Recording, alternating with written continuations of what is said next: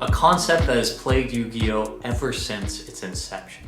These loops are normally manifested in two ways: infinite and finite. Infinite loops aim to create a self-sustaining game state, resulting in a lot of headaches and even more judge calls. These loops are mainly for fun and for people that have deep hatred in their hearts. And then there's finite loops. And these are used to either win the game, accrue advantage, or rip every single card out of your opponent's hand. These loops appeared famously in Zoo format, where if you got Max Seed, you could loop Manticore of Darkness to make your opponent draw themselves out of the game. And then in 2012, there was a famous loop with Gallus, Quagmire Doom, and Birdman, which basically would burn your opponent to death. And who could forget the Gishki hand loop? I mean, we all loved when that was happening. That was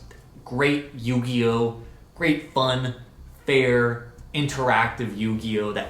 We love that. But today we are focusing on loops in Edison format. A format that, quite frankly, is defined by a loop. The Drill Warrior Dandelion loop. Back in 2009, 2010, Jeff Jones figured out that if you discard a Dandelion for Drill Warrior's effect, you can create 2 tokens every single turn, effectively creating a battle-stopping wall that some decks in the format don't have an out for. However, since historic Edison format, loops have progressed even further. This was shockingly apparent when Dimitri took Frog Loop to Ribbit Rulers and ended up placing 3rd in the tournament. This concept was popularized by Frog Slicer and aims to create a Poison Draw Frog, Brionic, Symbols of Heritage loop that draws your entire deck and sets up an end board that is almost impossible to break through. Unless you draw 2 Lava Golems, which most decks play 2 Lava Golems. Which brings me to today. The purpose of this entire video, I've discovered a loop in Edison format that no one has explored. And the whole thing centers around this card right here, Behemoth King of All Animals. It reads, this card can be normal summoned or set with 1 tribute monster. In that case, the original attack of this card becomes 2,000. When this card is tribute summoned successfully, you can return from your graveyard to the owner's hand a number of beast type monsters equal to the number of tributed monsters. Take notice, there is no once per turn on any of this, and it does not say except for itself. This means that if you tribute a Behemoth King of All Animals using a Behemoth King of All Animals, you can just add the one you tributed right back to your hand. I figured out a long time ago that you can finitely loop this card with Ultimate Offering. You see, as long as you have life points to pay, you can just keep summoning Behemoth King of All Animals over and over and over again. I think if you have 8,000 life points, you can summon him 20 times. But now that we know this loop exists, how do we use it to our advantage to win a game of Yu-Gi-Oh? I'll give you 5 seconds to figure it out. Go.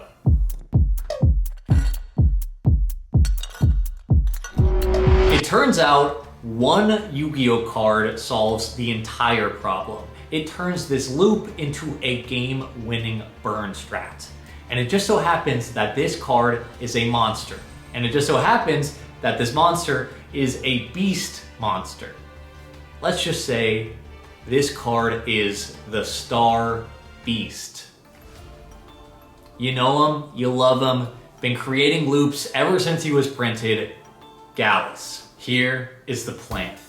Now you do need 4 cards to pull off this loop, but thankfully 2 of them can be in the graveyard. With Behemoth in your hand and Ultimate Offering active on the field, you can tribute 2 monsters to summon him.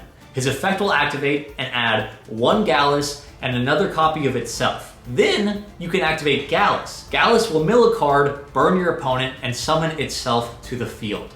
Now you can activate Ultimate Offering, pay 500 life points to get an extra normal summon. Normal summon the Behemoth you just added to your hand, and this will add back Gallus and the Behemoth. And I think you can see where this goes from here. Plus, you can miss with the Gallus up to the number of extra normal summonable monsters in your hand.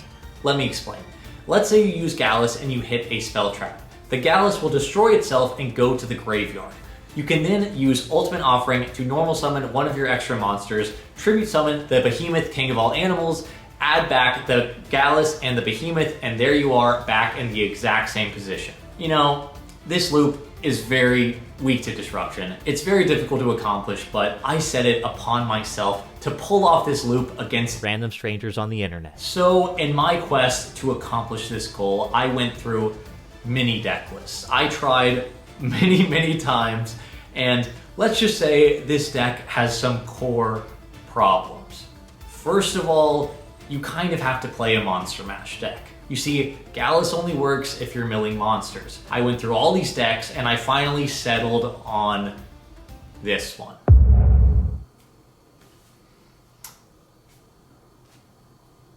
I can explain. Now, if you've watched this channel at all, I only know one way to play Monster Mash, and that is Montage Mash.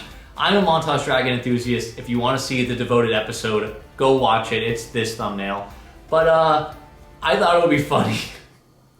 I thought it would be funny to play some high-level beast monsters in Montage Mash because Behemoth King of all animals could add 2 level 10 beasts from your graveyard to your hand. I know that's awful, that's not a good plan, that requires setup and you're just running bricks that do nothing, but that's the only way my brain works. That's the only way I mean, it's the only way that this deck made any sense to me, so that's the deck. And if you have any other suggestions that are not Beast Montage Mash, I would love to hear them. The only card I really need to explain fully in this list is Magical Merchant, because this card can by itself solve 3 of the cards in your 4-card loop. If you flip Magical Merchant, you are going to be milling a lot of monsters, and you are going to be adding Ultimate Offering to your hand if that's the only spell trap in your deck. If off of that mill, you mill 1 Gallus and 1 Behemoth King of all animals, all you need to draw is 1 more Behemoth King of all animals in your hand, and you can tribute summon the 1, add the 2 back. You also need to get 2 monsters on the field to tribute summon.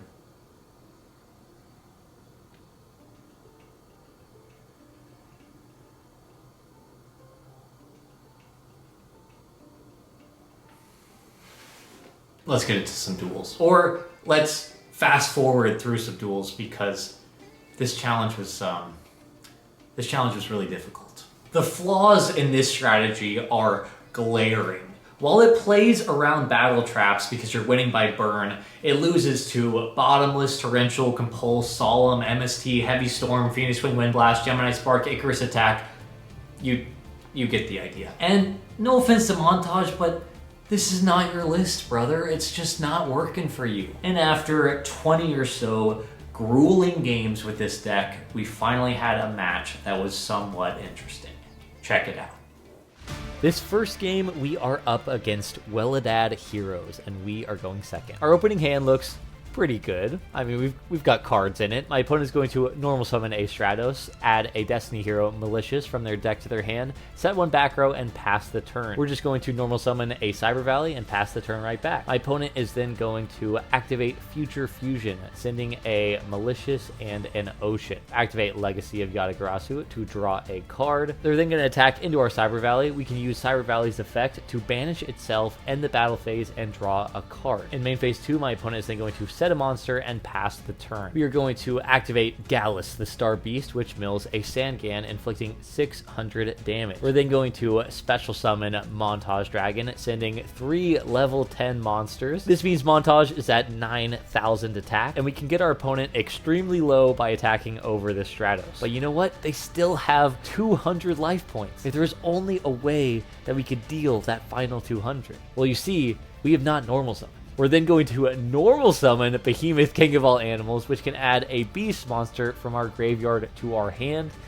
And Gallus is a beast, and my opponent is dead. That's probably the only reason to play Beast Montage Mash, is to add Gallus to your hand after attacking with Montage. Oh my god. Alright, it is time for game number 2, and we are going second again. My opponent is going to lead by normal summoning a Stratos and searching their deck for a Malicious. They're then going to activate Reinforcement of the Army to add a Greffer. They're then going to special that Greffer, discarding the Malicious, use Greffer's effect to send 2 Krebons to the graveyard. Then they're going to activate Power Well, and yeah, this is a pretty good turn by my opponent. They're just going to make a Stardust Dragon and then pass the turn back to us. We draw a Montage Dragon, which is not too bad. We're going to activate Gallus, the Star Beast, which mills... Dang it, it mills a level 1. If that had milled a high-level monster, there's a strong chance we could have killed them this turn. We're then going to normal summon a Cyber Valley, and we are going to banish both to draw 2 new cards. And we do not draw any level 10 beasts. This is why you have to play more level 10 beasts in this deck. We're just going to special summon Montage Dragon from our hand, get in a lot of damage over the weakest monster, and Krebons can only negate attacks when it is the attack target, so... nothing my opponent can do, but they still have 2,000 life points, and this Book of Moon is going to seal up the deal. Alright, it is time for that all-important Game 3, and we are going first. Our hand looks fantastic. We have Magical Merchant. We have Behemoth King of all animals. Things are looking very good. We set the Merchant and pass the turn. My opponent is going to normal summon a Stratos for the 3rd game in a row. Add a Malicious, go into the battle phase, and attack right into our Merchant. That's very good for us. Our Merchant is going to flip up and mill until we hit a spell trap. We mill 20 monsters until we hit a Dandelion. We get 2 tokens to the field, and we just keep milling. And then after 24 cards, we finally hit the Ultimate Offering. And take notice, we milled a Behemoth, and we also milled a Gallus. Things are looking very good for our loop. We add the Ultimate Offering to our hand, but it is still our opponent's battle phase. Our Magical Merchant goes to the graveyard, and my opponent is going to set 2 back row and then pass the turn. We're just going to set an Ultimate Offering, normal summon a Cyber Valley, and pray. Oh my god, they don't have it. My opponent is going to normal summon a Goblin Zombie, go into the battle phase, attack one of our tokens, and on the declaration of the Goblin Zombie, we are going to flip Ultimate Offering. We're going to pay 500 life points to normal summon during our opponent's turn, and it just so happens that our normal summon is a 2 tribute monster. You know we're summoning Behemoth on our opponent's turn. We'll summon him and add 2 beast monsters from our graveyard to our hand. This means we can add the Behemoth, and we can also add the Gallus. We're going to draw a card. We're then going to go to main phase 1 and activate Gallus. 8 stars, 1600 damage, not too bad. We summon the Gallus, and my opponent decides to activate Torrential Tribute. They get a search with Goblin Zombie, but honestly, that is not a problem at all. We're then going to use another Gallus, which we have in our hand. We hit a Dandelion, dealing some damage, getting some tokens. We're then going to activate Ultimate Offering. We're going to normal summon Magical Merchant, and then we're also going to just normal summon again. We'll use Ultimate Offering to tribute summon Behemoth King of all animals. And does my opponent have a stop? Oh my god, I think we did it. I think we're in the loop. We use Gallus again.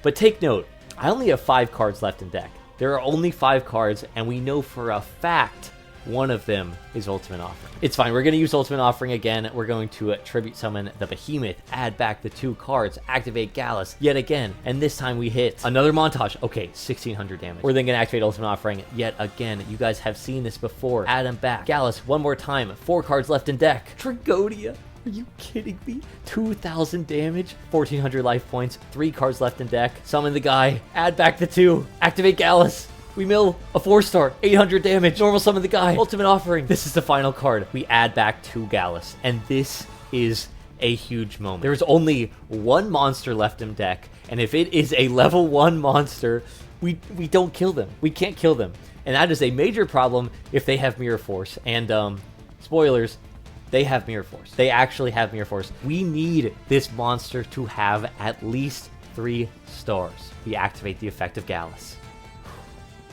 And we hit Behemoth! He is the star of the show, just making it so well known. 1,400 damage for game, and the loop is successfully pulled off. Are you kidding me? 1 card left in deck?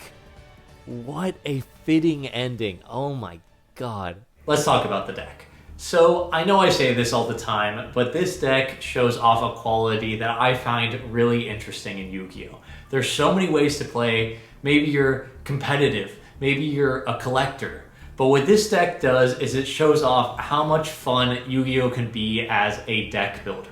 The card pool is so big, there are so many cards to break, and it is so much fun to try and look at something in a new light and figure it out. It's like a big puzzle. The card pool is a 10,000 piece puzzle, and you just have free range to discover whatever god-awful thing you want. While I consider myself at least an innovative deck builder, I am in no way a competitive deck builder. There is definitely a better way to approach this deck, and I encourage all the competitive people out there to try and figure out how to make this into a winning loop. I don't know if it's possible, but it's probably not with this list. And on this channel, I like to rank the jank, and there's only one place to put this deck, right next to my ex-lover, Frog the Jam. I mean, there is a small possibility of doing anything at all, but it's possible. I've done it once. I've done it a single time. While some people will see this deck as a less consistent version of the Gen X Alley Birdman Quaikimeru Doom Gallus Burn from 2012, I see something more. I see Behemoth King of all animals finally getting some love. I mean, that guy, he went years with no love. None at all. And now he finally has a deck list he can shine in. And who cares if he only got to shine once? I mean, it only worked once, but, you know, he's like a meteor. You shine bright, and then you're gone. And lastly, if you do, for some god-awful reason, decide to bring this deck to a locals, or maybe to the dueling book ladder, don't forget to tell your opponent who to blame.